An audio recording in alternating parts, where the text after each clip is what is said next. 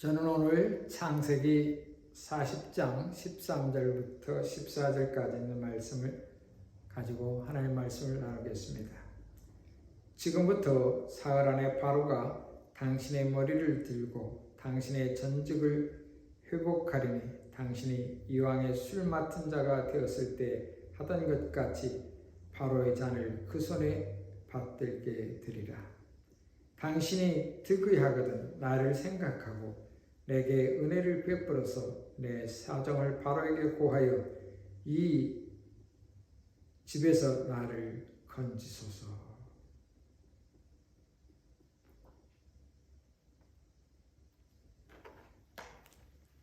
저는 오늘 이 말씀을 가지고 인생의 전환점이라는 말씀으로 함께 말씀을 나누겠습니다. 여러분이 잘 아시는 것처럼 요셉은 지금 감옥에 있습니다. 그는 아버지로부터 사랑을 받고 어머니로부터 사랑을 받던 사람입니다.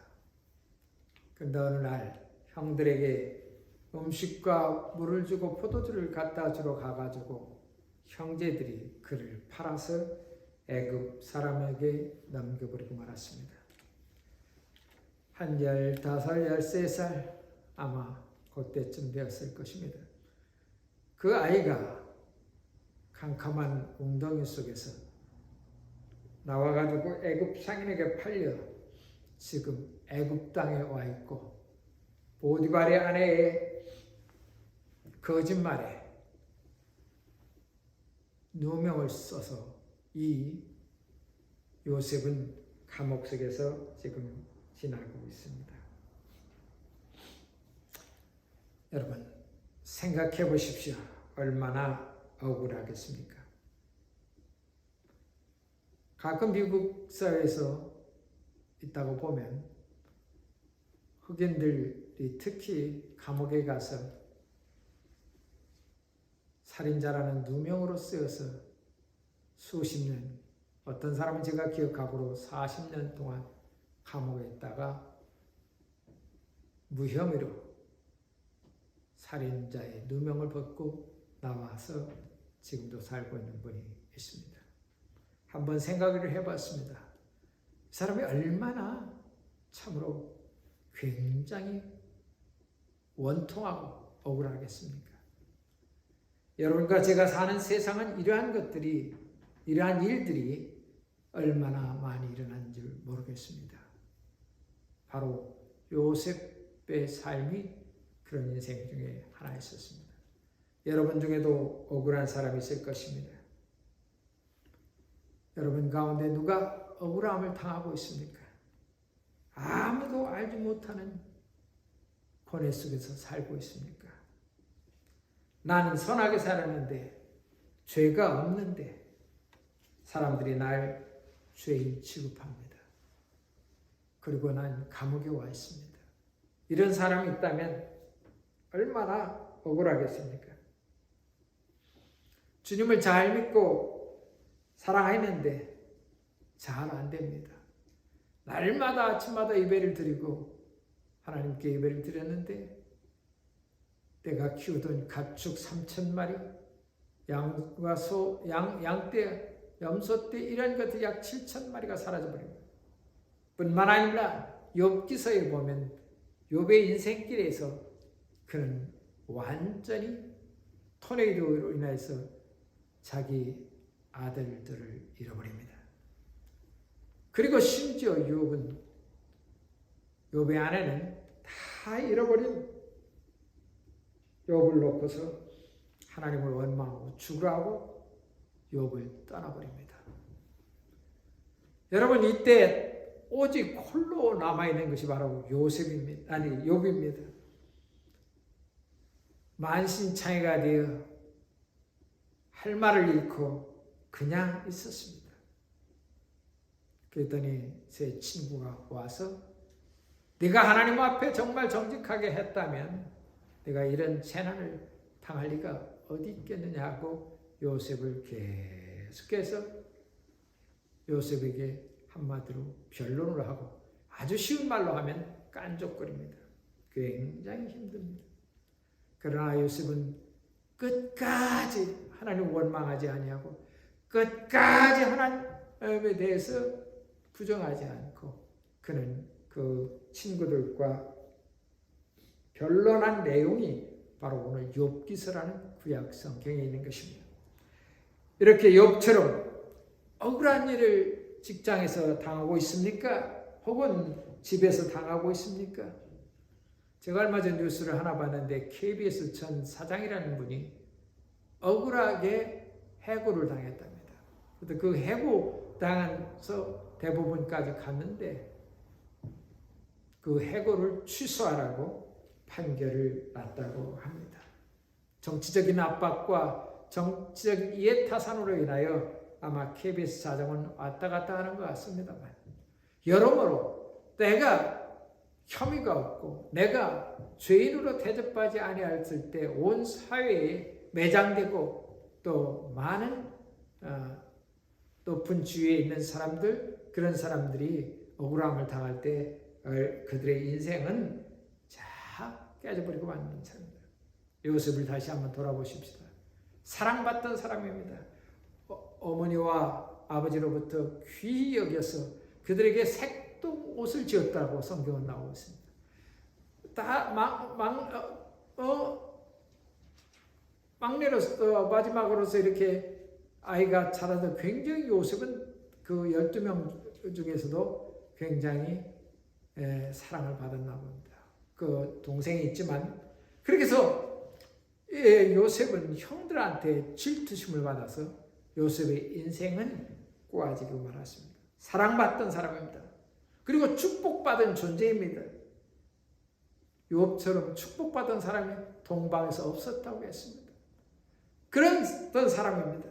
그런 선한 사람으로서 살아왔습니다. 여러분 가운데 목회를 하시는 분들이 선하게 착하게 목회하는 분들이 있을 것입니다. 선하게 착하게 목회하는 목사가 어디가 있겠습니까?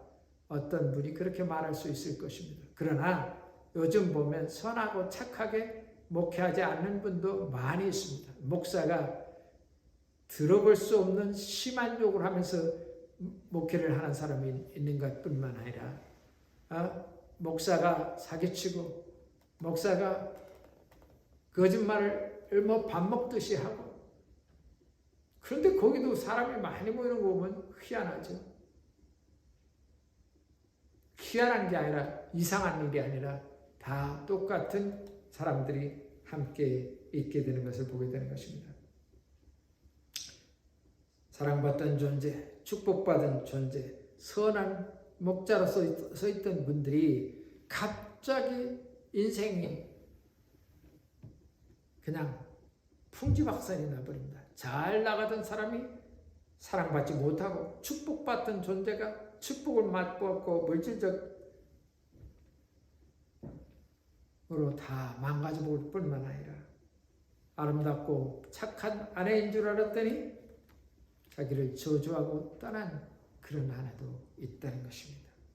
여러분, 이렇게 억울한 일을 당할 때 또한 미국에 살면서 인종차별을 당하는 인종차별 때문에 경찰들에게 무지몽매하게 맞고 또 억울한 살인자로 누명을 쓰여서 감옥에 가서 40여 년 동안 이렇게 있을 때 오늘 요셉의 인생을 이분들하고 한번 비교해 보게 되었습니다. 그래서 저는 인생의 전환점이라는 설교의 제목을 잡았습니다.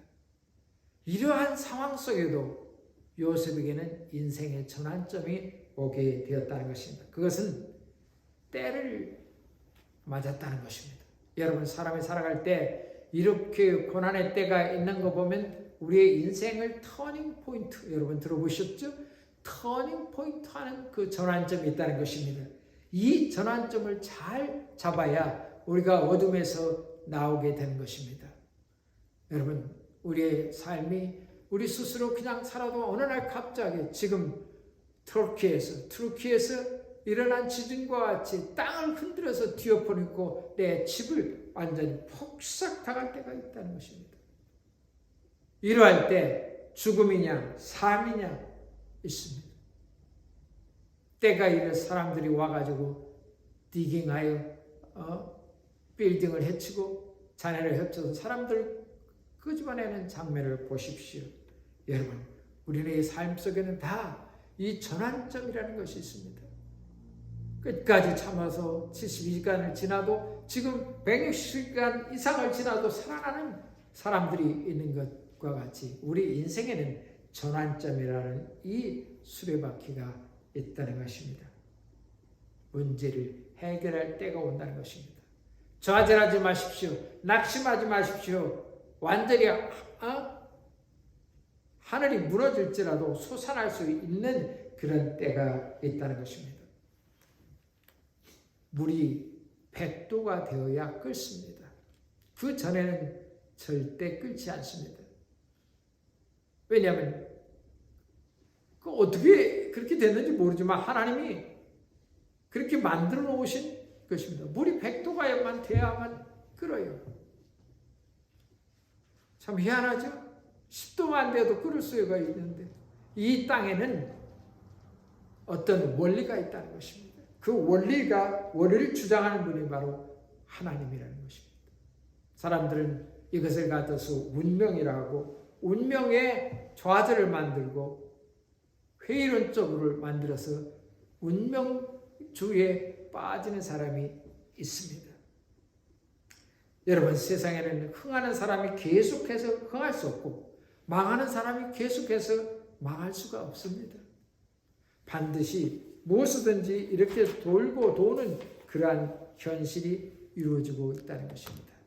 요셉이 억울한 누명을 가지고 감옥에 갇혔을지라도 요셉은 잊지 않은 것이 있었습니다. 그 안에 하나님을 사랑하는 마음과 자기가 선한 사람이며 죄 짓지 않은 사람이라는 것을 포기하지 않았습니다. 그래서 요셉은 이 사람에게 설명을 하는데 나는 이스라엘에서 온 사람인데 이스라엘 사람인데 자기의 사정을 얘기합니다. 이렇게 애굽에 들어가게 된 그 사정을 다 이 포도주 만드는 사람 또 떡 굽는 그 오피스 그 왕의 신하에게 다 얘기를 합니다.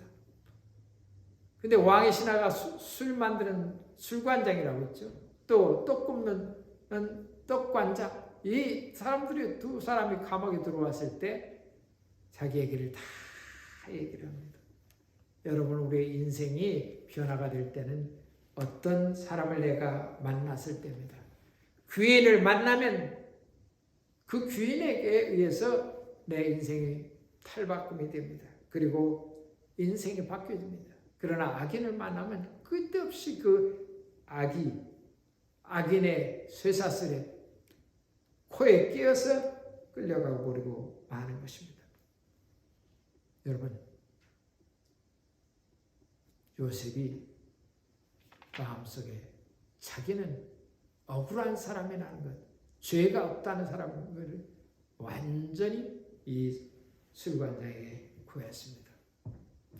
그러고서 이 술관장이 꿈을 꿨는데 이상한 꿈이 꾼 겁니다. 해석할 수가 없습니다. 그런데 요셉이 이 꿈을 해석하고 당신은 3일 후에 다시 왕에게 올라가겠지만 떡 굽는 분은 당신은 새가 당신의 머리를 쪼아 먹었으니 아마 죽을 것이다 고 꿈을 해석해버리고 말았습니다. 왕이 꿈속에서 포도주 잔을 들었으니 당신은 다시 왕께 돌아갈 것입니다. 합니다. 여러분, 우리가 이렇게 꿈을 꾸고 환상을 보고 우리가 알지 못하는 미래에 대한 예시와 예견이 꿈을 통해서 전달해야 될 때가 있습니다. 그래서 우리 영적인 사람들은 꿈도 우습게 여겨서는 안 되는 것입니다. 물론 수많은 잡꿈이 또 수많은 그 어떤 사탄이 주는 꿈도 있습니다. 그래서 우리는 구분을 잘해야 됩니다. 이 꿈 해석을 잘해야 돼요. 그리고 꿈이 주는 것이 무엇이 있는가를 하나님께 일어나서 무릎 꿇고 그 꿈을 대해서 해석하는 그러한 영적인 릴레이션도 가져야 될 것입니다. 하나님 분명히 꿈을 통해서 우리에게 계시해 줬는데 그 꿈을 해석하지 못해서 그냥 넘어가거나 혹은 여러분 가운데 우리 목회하는 분들 가운데 그냥 잊어버리고 그래서는 안 되고 하나님이 특별한 꿈을 주시면 그 꿈을 해석하기 위해서 알 때까지 기도하고 하나님께 무릎 꿇고 하나님 이 계시가 이 꿈의 뜻이 무엇인가를 위해서 간절히 기도해야 되는 것입니다. 저는 조금만 이상한 꿈만 꿔도 그 꿈을 잊혀지지 않는 꿈, 잊어버리는 꿈은 필요 없어요.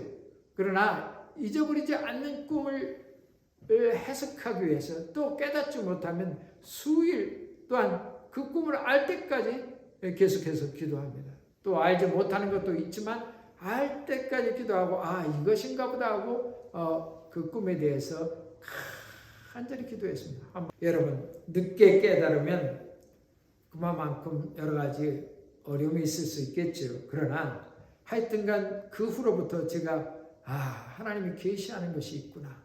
그러고서 이상한 꿈만 꾸면 굉장히 많은 시간을 기도하고 또 기도하고 또 기도하고 그럽니다. 여러분 가운데 여러분 이 요셉이나 또 여기 꿈꾼 사람들처럼 아마도 꿈을 다 꾸고 있을 것입니다. 그리고 그 꿈을 해석하려고 할 것입니다. 무시하지 마시고 하늘에서 계시하는 것이 있다는 것을 알고 꿈을 잘 해석하는 분들이 되어야 할 것입니다. 어떻게 하다 조금 약간 꿈 쪽으로 넘어 나가버렸는데 아무튼 이 사람은 요셉은 자기는 선택된 사람이라는 것을 가지고 자기는 믿음을 가지고 이 술관장의 꿈을 해석을 했습니다. 그런데 이 술관장의 왕의 부름을 받고도 올라가는 것도 2년 동안 아무 소식이 없는 것이에요. 여러분 생각해 보십시오. 나갈 줄 알고 이 사람이 왕에게 가서 구해서 금방 자기를 끄집어내 줄 알았는데 그 끄집어 나가는 기간이 2년이라는 세월인 것입니다.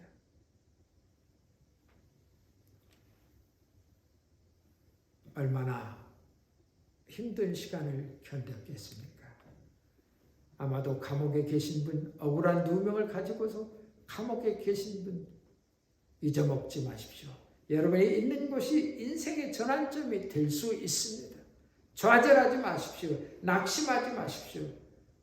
하나님의 선하신 뜻이 이루어지고 억울함은 반드시 회복될 수가 있습니다. 여러분, 어둠의 영이 와서 우리의 인생을 끝없이 방해합니다. 요한복음 10장 10절에 도적이 오는 것은 도적질하고 죽이고 멸망시키는 것뿐이요 내가 온 것은 양으로 생명을 얻게 하며 더 풍성케 하려는 말씀을 저는 또 여러분에게 고백합니다. 어둠의 자식들, 사단이 하는 일은 인간을 찾아다니며 병주고 도둑질하고 파괴시키고 인생이 잘 살아가는 사람들에게 갑자기 와서 공격하는 것입니다. 그러나 예수님께서는 내가 양들로 하여금 내가 선택한 사람들을 그냥 두지 않겠다고 약속을 했습니다. 양들로 하여금 생명을 얻게 하며 더 풍성히 얻게 하려 하십니다. 여러분과 저를 도와주신다는 겁니다. 그냥 도둑질 당한 사람을 그냥 두지 않는다는 겁니다. 파괴된 자들을 그냥 두지 않는다는 겁니다. 하나님은 우리로 하여금 양들로 하여금 더 풍성하고 잘 살도록 돌보아 주신다고 그런 얘기를 하고 있습니다. 요셉은 이 술관장에게서 Remember me, 나를 기억해 주십시오. 내가 당신의 꿈을 해석했사오니 나를 꼭 기억해 달라고 그렇게 얘기를 합니다. 그런데 이 술을 너무 드셔서 그랬는지 왕 앞에 가가지고 2년 동안 다 잊어먹고 있었습니다. 그런데 바로 이 섬기는 왕이 꿈을 꿨습니다. 섬김을 받던 왕이 꿈을 꿨습니다. 꿈을 꾼다. 이상합니다. 해석이 안 됩니다. 술관장의 왕. 내가 고민하고 이 바로가 꿈을 꾸었는데 이 꿈꾼 일을 해석을 하지 못합니다. 그때 딱 생각나는 게 요셉이었답니다. 그래서 여차여차 요셉이 내 꿈을 해석하고 왕께 다시 돌아왔나이다. 그렇게 얘기를 합니다. 바로가 즉시 그 요셉을 불러들였습니다. 꿈을 해석했다. 요셉은 그 꿈을 해석한 후에 감옥에서 나오게 되었습니다. 옛날 얘기죠. 옛날 얘기 같죠. 그러나 그 얘기 속에 우리에게 그 요셉의 인생 속에서 터닝 포인트를 맞이한 것은 어디에서나 소망을 잊지 않고 어떤 사람에게나 귀하게 대하고 그리고 자기에게 부딪히는 모든 운명의 사람들에게 그 요셉은 하나님이 나와 함께한다는 그 믿음과 나는 이스라엘 사람이며 선택받은 선민이며 하나님의 영광을 위해서 산다는 그 믿음을 끝까지 붙잡고 있습니다. 여러분 인생은 이렇게 흘러갑니다. 요셉이 잃어버렸던 시간을 회복되었고 이방인 땅에서 국무총리까지 생명을 다할 때까지 했습니다. 그리고 그의 가족이 기근에 휩싸였을 때 다 굶어 죽을 이스라엘의 가족 12명의 형제들, 11명의 형제죠. 그들에게 또한 어머니 아버지에게 먹을 양식을 대줄 수 있었다는 것입니다. 인생의 전환점에 있는 이런 스토리가 있는 것입니다. 언제나 어디서 귀인을 만나고 악인을 만나는다는 것입니다. 우리의 안테나를, 영적인 스피리추얼 안테나를 높여야 할 것입니다. 잊어먹지 말고 난 선택된 하나님의 백성이라는 것을 절대 잊어먹지 마십시오. 목회하시는 목사님 여러분, 선교하는 선교사님 여러분, 그리고 은퇴하신 목사님 여러분, 혹시나 하나님과 멀리 있는 자리에 있지 않습니까? 인생의 여정의 마지막에 있어서 내게 무엇이 하나님과 함께 했느냐는 허전함이 있을 수도 있습니다. 이러한 모든 일의 인생겸에서 또 억울한 일을 당했을까 나 같은 사람은 쓸모없던 존재였다. 이렇게 여러분 안에서 속삭인 악한 영이 있습니까? 물리치십시오. 예수님 이름으로 나가게 하십시오. 언제나 예수님 나를 인생의 전환점을 만드셔서 나를 일으키실 거라는 것을 믿으십시오. 요셉이 비록 감옥에 있고 억울한 일을 당하고 누구도 도와줄 사람이 보이지 않습니다. 왜냐하면 애굽 사람이 아니고 이스라엘 사람이 감옥에 들어갔다는 것은 그리 흔한 일이 아니지 않겠습니까? 그런데 이스라엘 사람으로 그것도 젊은 청년이 억울한 누명을 받아서 누가 그 커뮤니티에서 건져내겠습니까? 그러나 하나님의 계획은 요셉을 건져내셨고 또 요셉의 인생의 전환점을 주신 것입니다. 여러분과 저의 인생의 터닝 포인트는 하나님을 붙잡고 잃어버리지 않는 믿음을 가지는 것입니다. 기도하겠습니다. 하나님 아버지, 우리가 믿음에 살고 믿음으로 죽기로 결심한 선택된 주의 백성들입니다. 아버지 하나님, 우리에게 당하는 모든 환난과 좌절과 억울함을 잘 견딜 수 있게 하옵소서. 그래서 우리의 인생을 승리하도록 이끌어 주시고 언젠가 하나님의 때에 그 시간에 우리를 더욱 좋게 더 풍성하게 이끌어 주실 줄 믿습니다. 예수님 이름으로 기도하옵나이다. 아멘.